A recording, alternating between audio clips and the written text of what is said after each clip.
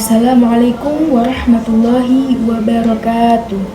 Alhamdulillahirabbil alamin wa bihi nasta'inu ala umuri dunya waddin wa salatu wassalamu ala asrofil anbiya'i wa mursalin wa ala alihi wa sahbihi ajma'in. Amma ba'du. Pertama-tama marilah kita panjatkan puja dan puji syukur kita kepada kehadirat Allah Subhanahu wa taala yang mana telah mempertemukan kita dalam keadaan sehat dan walafiat. Alhamdulillah. Sholawat serta salam tak lupa kita curahkan kepada baginda alam, yakni Habibana wa Nabiyana wa Maulana Muhammad sallallahu alaihi wasallam, kepada para keluarganya, sahabatnya, tabi'innya, mudah-mudahan sampai kepada kita selaku umatnya. Amin amin ya Allah, amin ya rabbal alamin. Teman-teman yang dirahmati Allah Subhanahu wa taala, di ayat kedua surat An-Ankabut Allah menyampaikan sebuah sindiran. Allah nyindir dengan bahasa, emangnya manusia pikir Allah akan biarin aja mereka mengatakan kami telah beriman sementara mereka tidak diuji. Ini Allah lagi menyindir orang-orang yang selama ini berputus asa setelah beriman, berputus asa setelah berhijrah, berputus asa dan mengeluh setelah bertaubat. Allah lagi menyindir mereka, seolah-olah Allah bilang, kenapa setelah kalian beriman malah kalian masih berkeluh kesah? Kenapa kalian setelah bertaubat malah menjadi ragu kepada Allah? Kenapa setelah kalian berhijrah malah jadi labil? Bukankah harusnya setelah kalian menyatakan kami taubat, kami hijrah, kami beriman, harusnya iman kalian makin mantap? Dan bukti bahwa iman kalian makin mantap apa? Ketika kalian sedang diuji, iman kalian tidak sama sekali tidak goyah. Jadi Allah Subhanahu wa taala seolah-olah mengatakan bahwa ujian adalah tabiat dari iman, bahwa ujian adalah tabiat iman. Bisa diuji dengan ujian yang kita tidak suka, bisa juga sebaliknya dengan yang kita suka. Bisa diuji dengan ujian yang sifatnya fisik, bisa dengan sifatnya harta, bisa juga dengan yang lebih berat lagi dengan yang sifatnya perasaan. Yang jelas semuanya diuji. Bisa diuji dengan ujian musibah, dengan godaan-godaan dari syaitan melalui hawa nafsu kita. Bisa diuji dengan kemarahan, dipancing oleh orang lain untuk marah. Bisa dipancing dari sosmed, bisa untuk berdebat. Ini semua bentuknya ujian. Makanya Allah Subhanahu wa taala mengatakan di pembukaan surat Al-Ankabut kalau ujian itu adalah tabiat dari iman. Ujian dan keimanan itu tidak bisa dipisahkan. Apa hubungan antara iman dengan sabar? Sehingga Allah Subhanahu wa taala menilai keimanan seseorang itu dengan cara mengujinya. Apa hubungan antara iman dengan sabar? Ternyata ciri yang paling jelas orang yang imannya baik adalah sabarnya. Makin baik imannya, makin kuat kesabarannya. Jadi orang yang paling beriman itu tidak dilihat dari wawasan agamanya. Itu lebih kepada orang yang berwawasan luas, yang ilmunya banyak. Tapi belum tentu orang yang wawasannya luas bukan orang yang paling baik imannya. Belum tentu. Seperti kita kadang-kadang ngerasa udah banyak jasa dalam sebuah organisasi, udah banyak jasa dalam sebuah komunitas, udah banyak jasa dalam sebuah lingkungan, masjid, sekolah, organisasi, teman-teman. Kita yang paling sering berkorban. Tapi ternyata yang eksis, yang masuk media, yang masuk TV justru orang lain. Itulah ujian. Nah ini nih yang kadang-kadang ujian namanya zulzil, diguncang perasaannya. Bukan diuji dengan fisik, kadang-kadang ujian sakit, capek, lelah buat kita bisa lalui dalam sebuah organisasi. Kita lagi bikin kegiatan sosial baksos di sekolah dengan OSIS-nya, dengan rohisnya, di kampus dengan BEM, dengan LDK, kita bikin acara baksos. Kan effortnya lumayan ya. Kita begadang untuk meeting, kita survei lapangan, kita kerja malah tidur sehari cuma sejam 2 jam.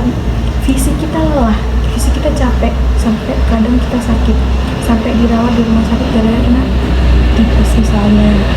Gara-gara kita nggak bisa bekerja, itu kita nggak bisa, itu tujuan kita lagi.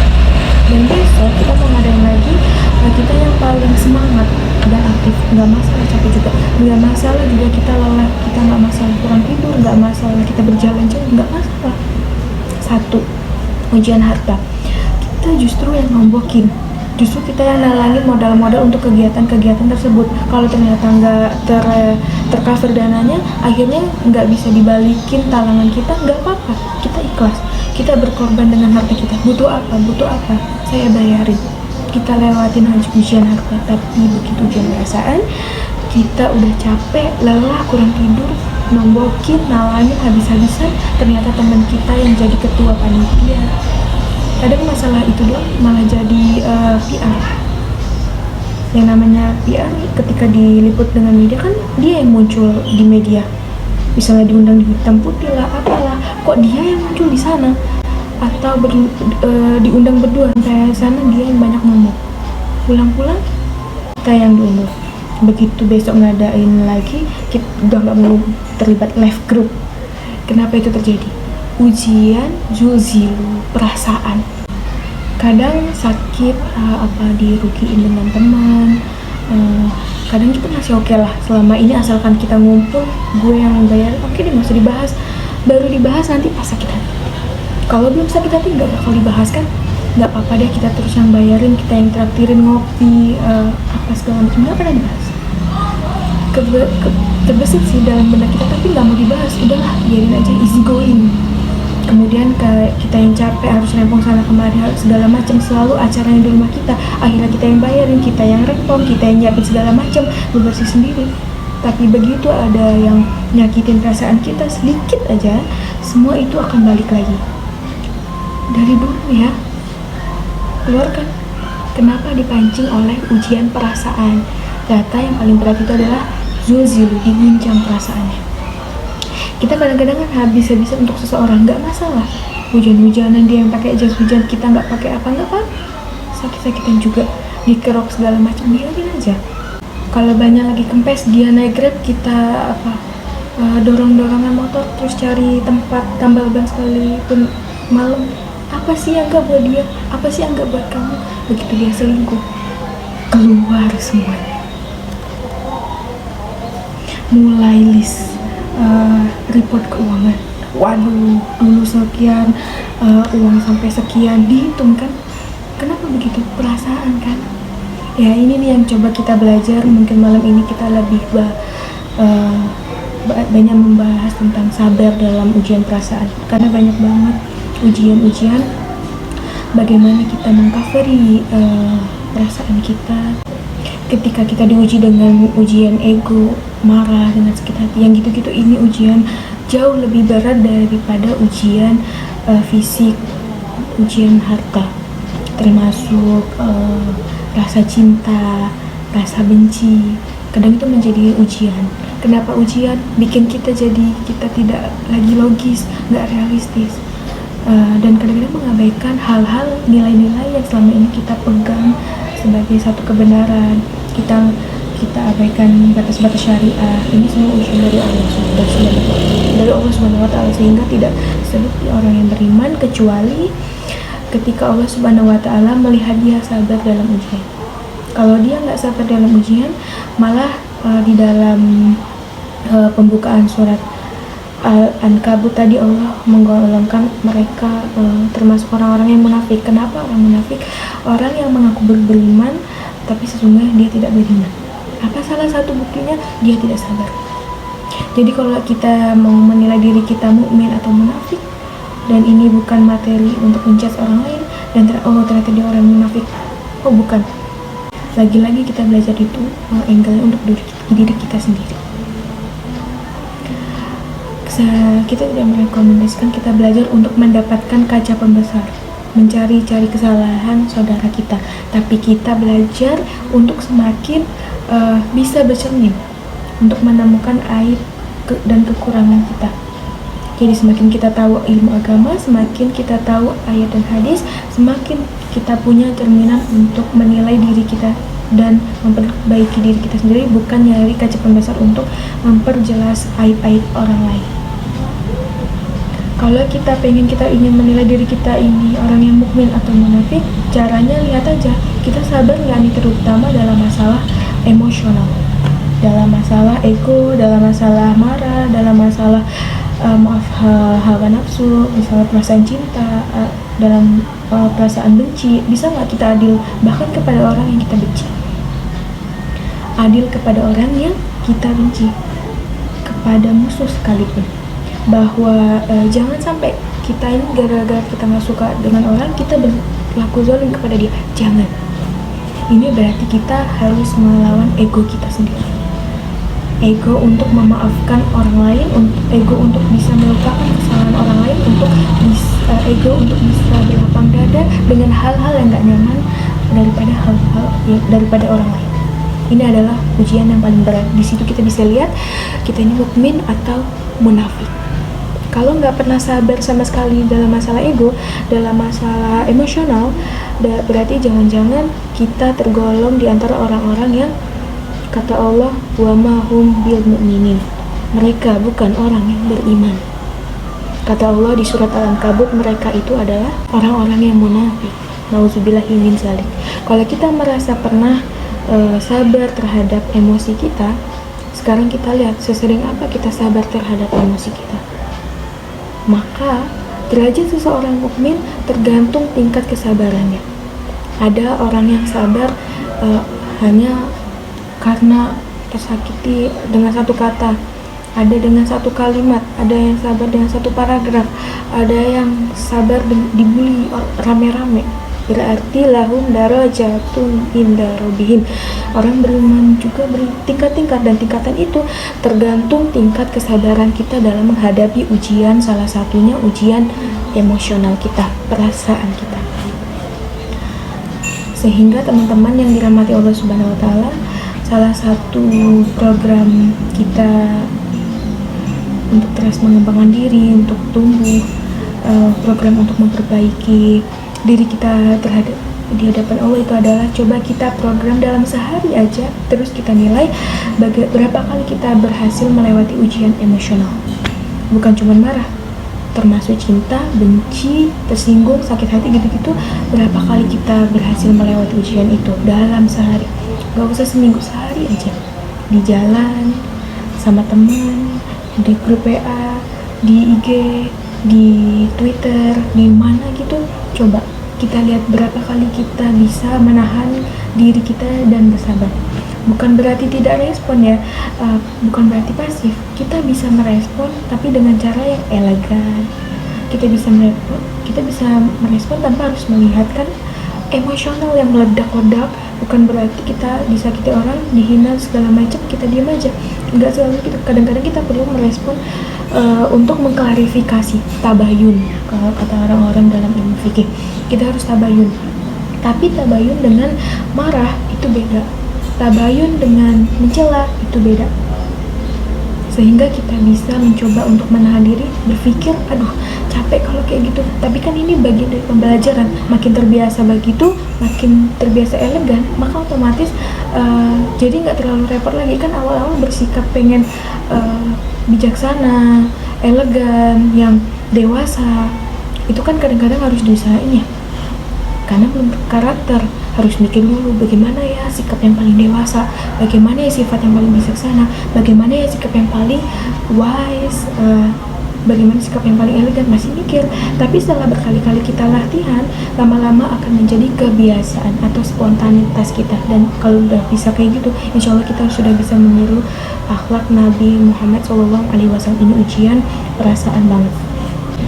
Bagaimana kita melawan perasaan kita kalau lagi kayak gitu? Kita kalau kita lagi diuji, bagaimana cara kita bisa sabar? Karena iman dan sabar ini bisa dibilang satu. Nggak disebut beriman kalau nggak sabar. Dan Insya Allah orang yang bersabar itu adalah ciri-ciri orang yang beriman.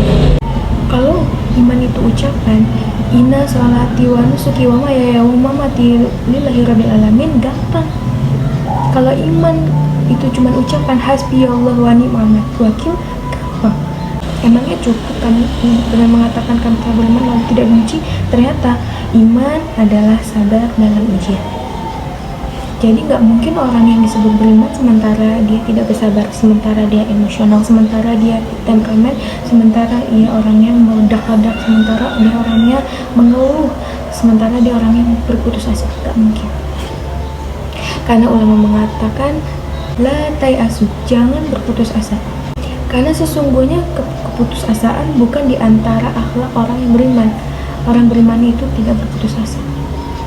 Serumit apapun masalah kita, kalau kita yakin sama Allah kalau Allah syai'in qadir, maka kita pasti akan punya harapan. Kalau kita yakin bahwa Allahu Akbar, Allahu Akbar sebesar masalah kita, Allah lebih besar dari masalah kita. Bukan kita mengeluh kepada Allah dengan ya Allah saya punya masalah besar, itu sama aja kita meledek Allah Subhanahu wa Ta'ala. Sama aja kita datang ke teman kita, saya mau pinjam duit, nggak akan banyak kok, saya tahu kok kalau kebanyakan kamu nggak akan, kan nggak mungkin. Saya banyak hutang nih, saya mau minta tolong nih sama kamu, insya Allah saya nggak minta seutuhnya, saya tahu kamu juga kurang duitnya, saya minta dikit-dikit aja, kan nggak gitu kan caranya kita minta tolong. Sama aja kita doa, ya Allah saya punya masalah besar, ngomong ke Allah punya masalah besar. Kalau kita ngomong ke manusia kayak gitu wajar, tapi ke Allah, ya Allah saya punya masalah kecil nih, apa ada hutang sedikit, berapa 100 M, Allah akan Ghaniyun, maha kaya. Jadi jangan pernah mengatakan 100 M itu besar di hadapan Allah, kita ngeremehin Allah banget. Bukankah Allah maha kaya? Jangan pernah mengatakan bahwa musibah kita, ditinggal orang yang kita cintai, dibully oleh orang seluruh dunia, bukankah Allah cukup buat kami? Inna sholati wa nusuki wa mahayaya hasbunallahu wa ni'mal wakil. Jadi Allahu Akbar, sehingga kita berdoa, ya Allah saya punya sedikit masalah. Iman dan berharap itu nggak bisa dipisahkan. Iman dan sabar itu tidak bisa dipisahkan. Iman dan berserah diri atau menyerahkan urusan, tawakul atau kita menyebutnya tawakal, nggak bisa dipisahkan. Bagaimana kita ingin menyebut diri kita mukmin sementara kita nggak sabar ketika diuji dengan perasaan? Alhamdulillah kalau kita selama ini masih bersabar dengan ujian fisik. Ujian fisik yang setiap hari kita alami apa? Lelah, capek, pulang kerja, pulang sekolah, pulang dari kampus ngaji, capek kan? Belum lagi macet-macetan, mandi dari tadi pagi, semalam kurang tidur dan segala macam, lelah, capek, ngantuk, kadang-kadang sampai drop kesehatan kita bisa lalui itu, nggak apa-apa capek-capek juga. Yang penting saya ingin belajar. Jalan nih jauh-jauh, ada yang dari Palembang, dari Kota Bumi, dari mana-mana datang ingin ngaji. Jarak jauh nggak apa-apa, macet nggak apa-apa, lelah nggak apa-apa, habis duit nggak masalah. Tapi sampai di sini kesenggol dikit aja sama teman kita, dalam ucapan mungkin, dalam ekspresi mungkin, kadang-kadang kita senyumin nggak dibalas senyum, atau hal-hal sepele itu bikin seolah-olah amal kita yang udah habis-habisan tadi jadi berkurang sampai habis pahalanya. Ujian perasaan. Kadang-kadang datang ke sini nggak ada rasa tidak nyaman dengan teman kita atau dengan orang yang sebelah kita, akhirnya kita merasa tersinggung, akhirnya jadi berlebih-lebihan. Yang terganggu bukan harta kita, bukan fisik kita, tapi yang terganggu perasaan kita, rasa nyaman kita yang terganggu seolah-olah hilang semuanya. Jadi nggak berarti. Ini namanya ujian, teman-teman. Mudah-mudahan kita bisa istiqomah dalam masalah perasaan. Baiklah teman-teman, di saat kita ingin bersabar, ingin diberi ketabahan, ingin diberi kesabaran, mari kita membaca doa. Bismillahirrahmanirrahim. Rabbana afrik alaina sobra wa sabit aqdamana wansyurna alal qaumil kafirin. Ya Tuhan kami, tuangkanlah kesabaran atas diri kami dan kokohkanlah pendirian kami, dan tolonglah kami terhadap orang-orang kafir. Semoga dengan ceramah kali ini kita bisa menambah wawasan kita bahwa kita harus tetap bersabar dan tetap bertabah. Sekian, terima kasih. Jika ada yang salah dari ucapan saya, dari materi yang saya bawakan, saya memohon maaf karena saya sifatnya masih belajar dan saya hanya sekedar manusia biasa. Saya akhiri, wassalamualaikum warahmatullahi wabarakatuh.